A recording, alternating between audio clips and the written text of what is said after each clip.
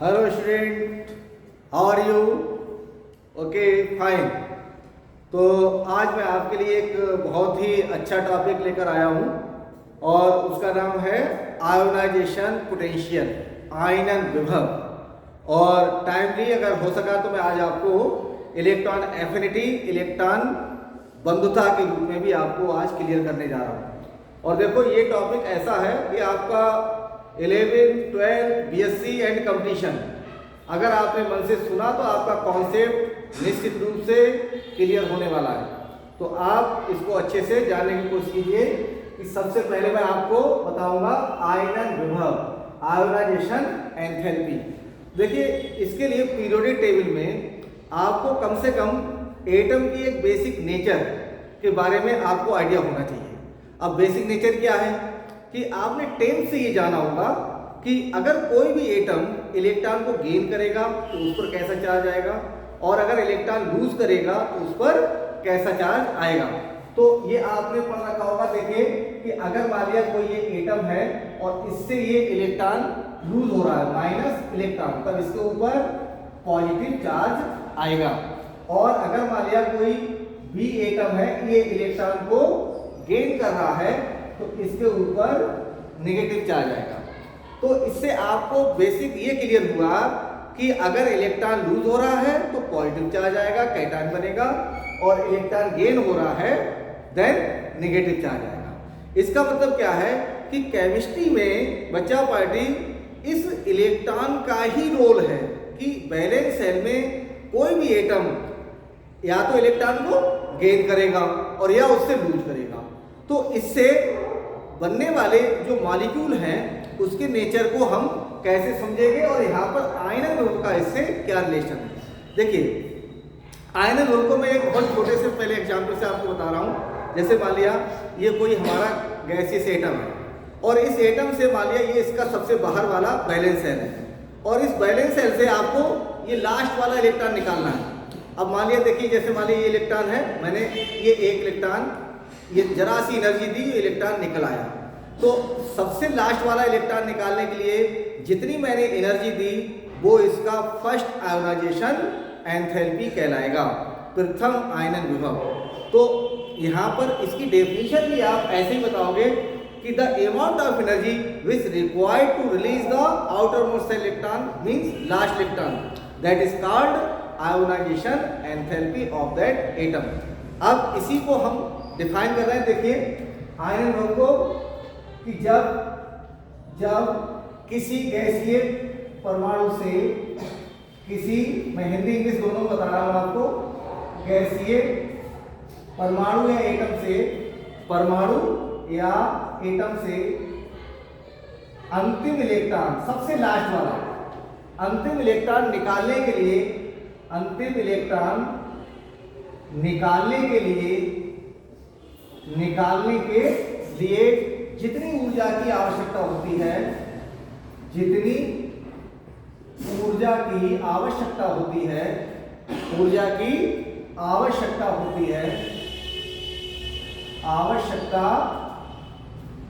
है उसे प्रथम आयनन विभव कहते हैं, प्रथम आयनन विभव कहते हैं।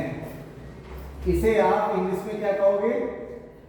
The amount of energy which required to release outer most electron, last electron, उसे हम फर्स्ट आयोनाइजेशन एंथैल्पी या फर्स्ट आयोनाइजेशन पोटेंशियल के नाम से जानेंगे।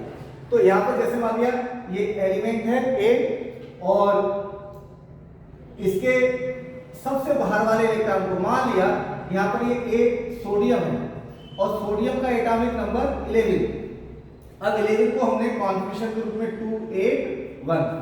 अब इस एक इलेक्ट्रॉन को निकालने के लिए जितनी एनर्जी चाहिए, मान लिया हमने इसे एनर्जी दी और इससे इलेक्ट्रॉन रिलीज हो गया, निकल गया, तब जो एनर्जी दी इसको हमने आईएम के रूप में फर्स्ट आयोनाइजेशन पोटेंशियल का नाम दिया। तो आपने एक तरह से आयनन विभव की डेफिनेशन को समझ लिया कि जैसे मैंने अभी आपको बताया था ये डॉट पेन है, ये सबसे बाहर वाला इलेक्ट्रॉन है। अब देखिए, अब आप कि साइड से क्वेश्चन ये हो कि सर अगर मान लिया हमने एक इलेक्ट्रॉन निकाला तो ये प्रथम आयन हो गया, क्या हम इससे दूसरा भी निकाल सकते हैं? आंसर होगा यस, क्यों नहीं। देखिए अब दूसरा इलेक्ट्रॉन मान लीजिए इस एटम से मैंने ये वाला निकाला, अब देखो यहाँ से ये इलेक्ट्रॉन मैं निकाला हूँ, सपोज ये इलेक्ट्रॉन है, तो इस इलेक्ट्रॉन को निकालने को मैं और ज़्यादा एनर्जी देनी पड़ेगी। देखिए ये एनर्जी थी। अब देखिए आपने देखा कि जो फर्स्ट इलेक्ट्रॉन था उसको मैंने कम एनर्जी दी और ये सेकंड इलेक्ट्रॉन निकाला तो इसे मुझे ज़्यादा एनर्जी देनी पड़ी। तो इसका मतलब ये हुआ कि हमेशा जो सेकंड आयोनाइजेशन पोटेंशियल होगा उसकी वैल्यू फर्स्ट आयोनाइजेशन पोटेंशियल से अधिक होगी। और ये क्वेश्चन भी पूछा जाता है कि कारण बताइए, एक्सप्लेन कीजिए कि फर्स्ट आयोनाइजेशन पोटेंशियल की वैल्यू सेकंड से कम होती है या फिर सेकंड आयोनाइजेशन पोटेंशियल की value first ionization potential value से अधिक होती है। इसका रीजन मैं अभी आपको समझाऊंगा ऐसा क्यों होता है। लेकिन यहीं पर आप देखिए जो आपने सेकंड इलेक्ट्रॉन ये निकाला तो इसे तो आपने क्या कहा, द्वितीय आयनन विभव, सेकंड आयोनाइजेशन एंथैल्पी। जैसे मान लो यहाँ आपको मैं एग्जाम्पल के रूप में देखिए कि अगर ये एक एलिमेंट था और इससे हमने एक इलेक्ट्रॉन निकाला तब इसके ऊपर एक पॉजिटिव चार्ज आ गया और ये कहलाएगा फर्स्ट आयोनाइजेशन एंथैल्पी, क्योंकि हमने यहाँ क्या दी, एनर्जी। अब एनर्जी जो दी वो कहलाएगी फर्स्ट आयोनाइजेशन एंथैल्पी या प्रथम आयनन विभव, प्रथम आयनन विभव। अब आप देखो ये कैटायन बन गया, अब इससे एक इलेक्ट्रॉन हमें और निकालना है तो हम क्या करेंगे, और एनर्जी हमें देनी पड़ेगी ज्यादा, जैसे मैंने अभी आपको डॉट पेन से समझाया था। तो ये कहलाएगा A+++I2 यानी द्वितीय आयनन विभव, द्वितीय आयनन विभव या सेकेंड आयोनाइजेशन एंथैल्पी। अब देखो आप इससे समझिए कि अगर मैं कहूं कि इससे मुझे एक इलेक्ट्रॉन और निकालना है, अब देखिए एक इलेक्ट्रॉन ये है, अब इस इलेक्ट्रॉन को जब मैं निकालूंगा या आपसे कहूं बेटा निकालना तो इसमें हमें और ज़्यादा एनर्जी देनी होगी। इट मीन्स आपने इससे क्या सीखा कि फर्स्ट इलेक्ट्रॉन निकालने को, आउटर मोस्ट शेल वाले निकालने को हमने सबसे कम एनर्जी दी, सेकंड वाले को उससे ज़्यादा दी। जैसे देखिए फर्स्ट वाला ये था तो जब फर्स्ट ये निकाला तो इसको कम एनर्जी दी, सेकंड ये निकाला उससे ज़्यादा दी और थर्ड निकालेंगे तो और ज़्यादा देंगे।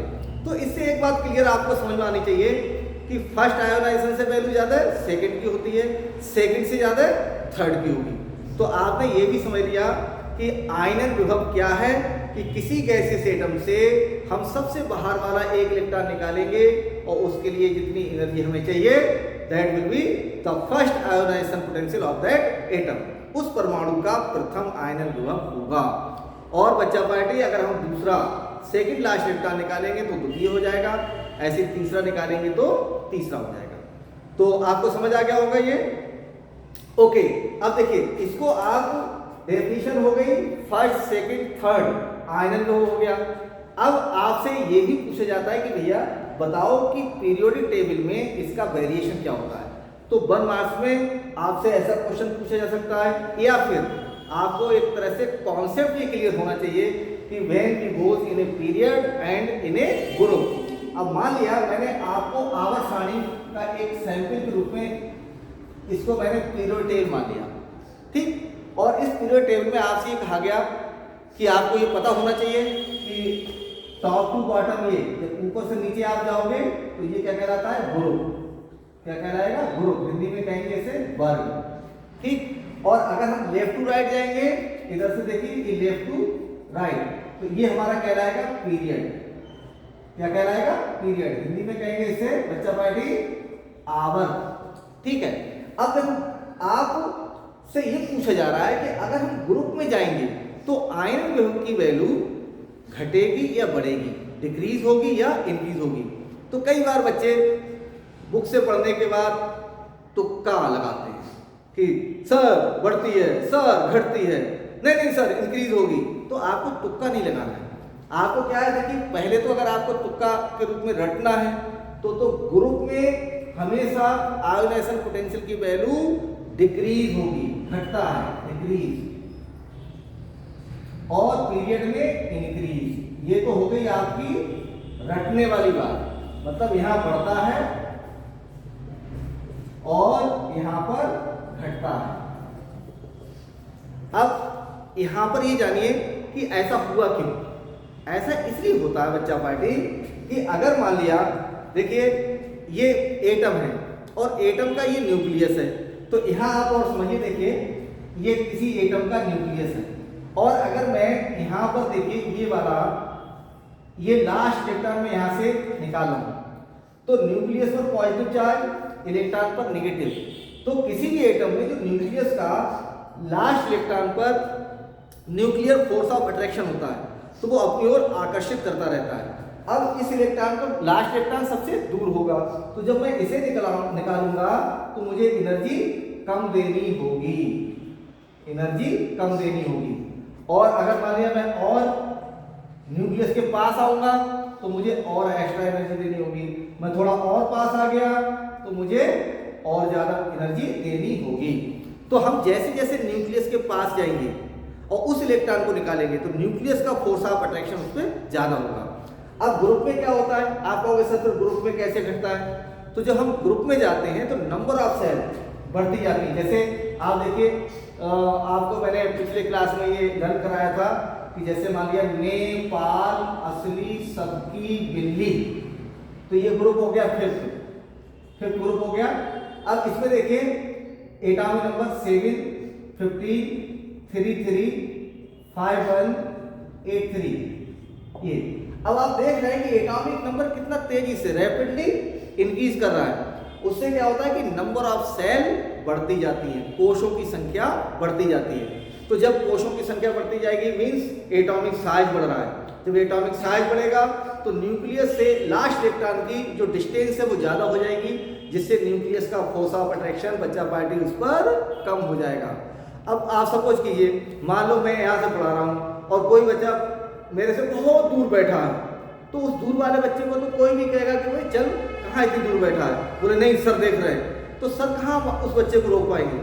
लेकिन जो बच्चा टीचर के पास बैठा है उसे कोई लेने आएगा तो उसको बहुत ज़्यादा एनर्जी देनी होगी। भाई उसके पेरेंट्स आ सकते हैं तभी ले जा सकते हैं, लेकिन बहुत दूर वाले बच्चे को कोई भी ले जा सकता है, वो इजीली निकल सकता है। तो ऐसे ही इलेक्ट्रॉन के केस में भी होता है कि एटॉमिक जो स्ट्रक्चर है उसका साइज है, तो जितना ज़्यादा बड़ा होगा उसका आयन अनुप्रभाव उतना ही कम होगा। और अगर एटॉमिक साइज छोटा होगा इट मींस न्यूक्लियस के पास होगा इलेक्ट्रॉन, और उस इलेक्ट्रॉन को निकालने के लिए आपको ज़्यादा एनर्जी देनी होगी। तो अगर एनर्जी ज़्यादा देंगे तो आयनाइजेशन पोटेंशियल ज़्यादा होगा, और इलेक्ट्रॉन निकलने को एनर्जी कम देनी पड़ी तो आयोनाइजेशन पोटेंशियल भी बच्चा पार्टी कम होगा। तो इस तरह से ग्रुप में क्योंकि साइज बढ़ता है इसलिए लास्ट इलेक्ट्रॉन पर न्यूक्लियस का फोर्स ऑफ अट्रैक्शन कम हो जाता है और हमें कम एनर्जी देकर हम लास्ट इलेक्ट्रॉन को निकाल सकते हैं। इसका अपोजिट क्या होता है पीरियड में? पीरियड में क्या होता है, नंबर ऑफ सेल नहीं बढ़ती हैं, लेकिन एटॉमिक नंबर बढ़ने के साथ न्यूक्लियस का फोर्स ऑफ अट्रैक्शन बढ़ता जाता है। जैसे मान लो, देखिए मैं आपको यहाँ थोड़ा क्लियर करूँ। देखिए पी ब्लॉक में आप थोड़ा सा समझिए। देखिए बस नॉफ नी, थोड़ा उल्टा करके देखिए, नहीं फोन से बात, ऐसे आप क्या कर सकते हो। देखिए 3rd 4th 5th 6th 7th year. अब समझिएगा कि ये 3rd ग्रुप है, 3rd, ये 4th, ये 5th, ये 6th 7th और ईयर, ठीक है। अब यहाँ देखिए इसके बैलेंस सेल में कितने इलेक्ट्रॉन है, 3, यहाँ 4, यहाँ 5, यहाँ 6, यहाँ 7, यहाँ 8।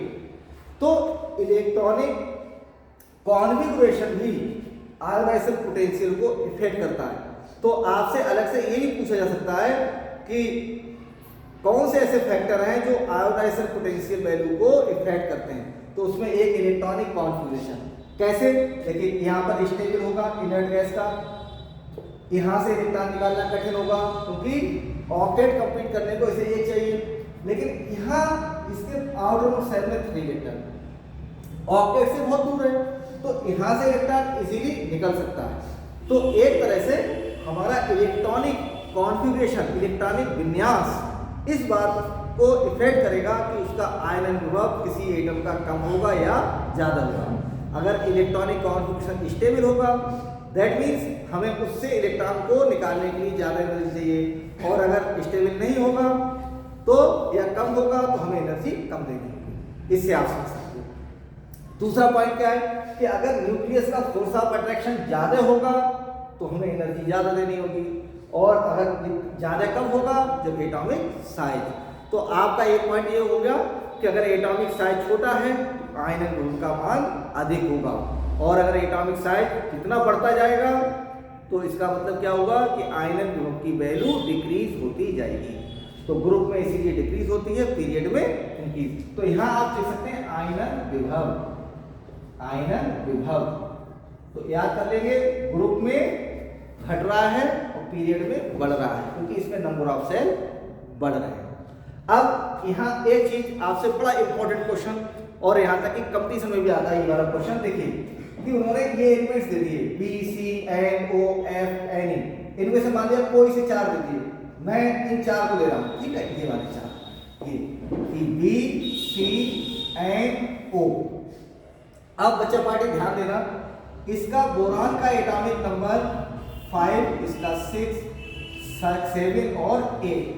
जब आप कॉन्फ़िगरेशन बनाएंगे देखिए 1s2 2s2 2p1, इसका हो जाएगा 2p2, इसका 2p3 और इसका 2p4।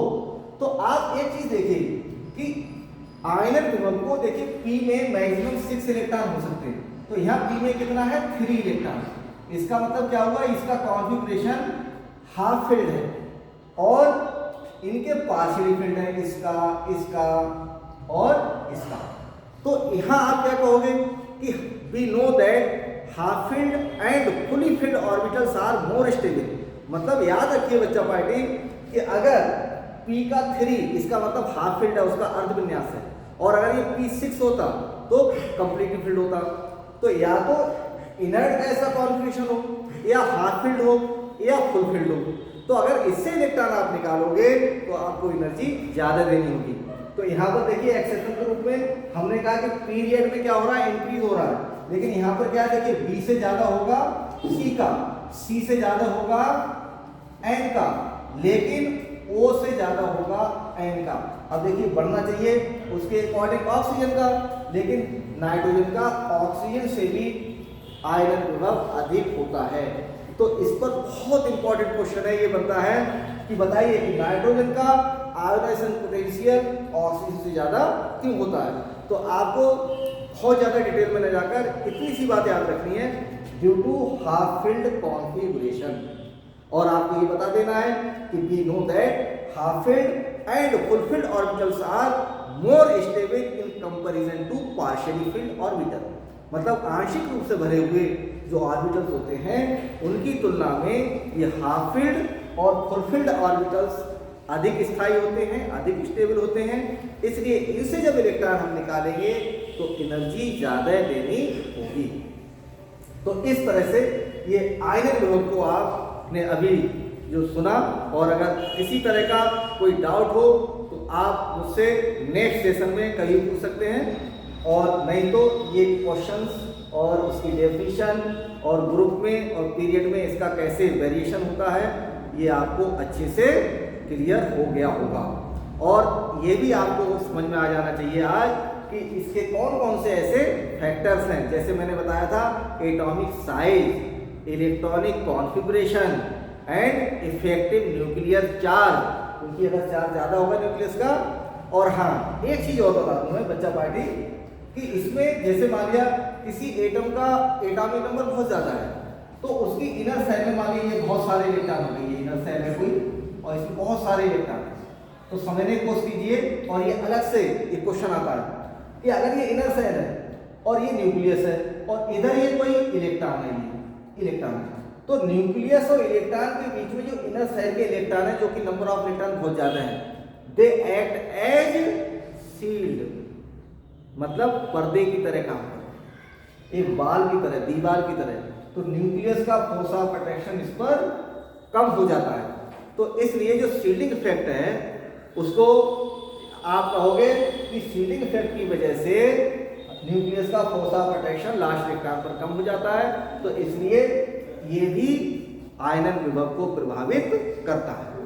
तो बच्चा पार्टी, आज मैंने आपको आयनन विभव क्या होता है डिफाइन किया, फर्स्ट सेकंड थर्ड आयनन विभव की वैल्यू के बारे में बताया।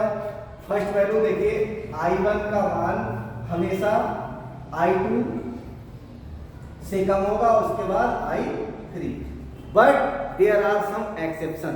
तो यहाँ पर आज मैं यही विराम दे रहा हूँ और बहुत जल्द आपके पास आ रहा हूँ दूसरे वीडियो के साथ। बहुत ही इंटरेस्टिंग टॉपिक होगा, आप ऐसे ही अपनी डिमांड मेरे सामने रखते रहिए। Thank you very much.